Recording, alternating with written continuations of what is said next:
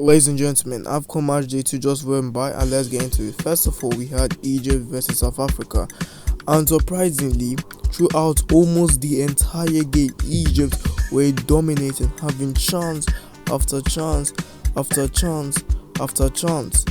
Mamouche ended up missing this free kick, but then a penalty was called after Salah were flying down in the box. And why is bro touching him in the face, man? No. And then Mohamed Salah, of course, scored a penalty, and then a red card was offered to Egypt because of this diabolical tackle. And then in the second half, South Africa were cooking, but it was the same thing over and over again. J.O.E from Egypt was saving everything. There was no way South Africa was scoring with him in goal. He was denying every single chance until the 94th minute, where South Africa were given a penalty for this challenge, but the referee would deny it.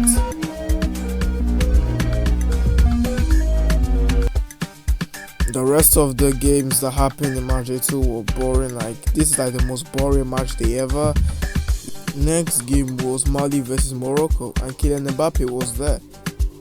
Anyways, in the first half, Morocco were given a penalty after the Mali player handled the ball to stop Brahim Diaz, and Brahim Diaz dispatched the penalty very, very well.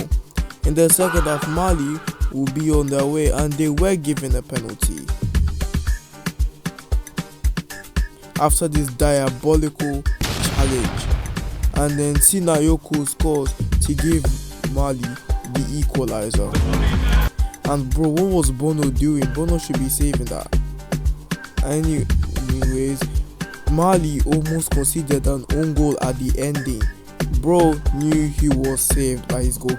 The next match was Senegal versus DR Congo, and early in the first half, DR Congo would take the lead, but it was called offside, and yeah, the first half was so boring. Anyways, we go to the second half, and DR Congo would take the lead until Sadio Mane would equalize, and yeah, that was the entire game. Now we go to Nigeria versus Tunisia, where Victor Osimhen opened up the scoring at the end of the first half after 2 offside disallowed goals, and then Wilfred Ndidi will make it 2-0 to Nigeria. What a beautiful celebration. And then Ademola Lookman will finish Tunisia to make it 3-0. This is 2 goals, 2 assists in 2 games.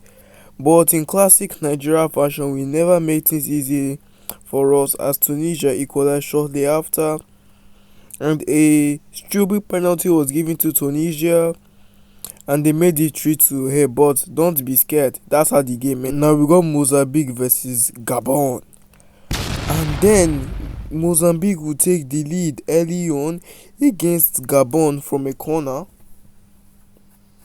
Wow.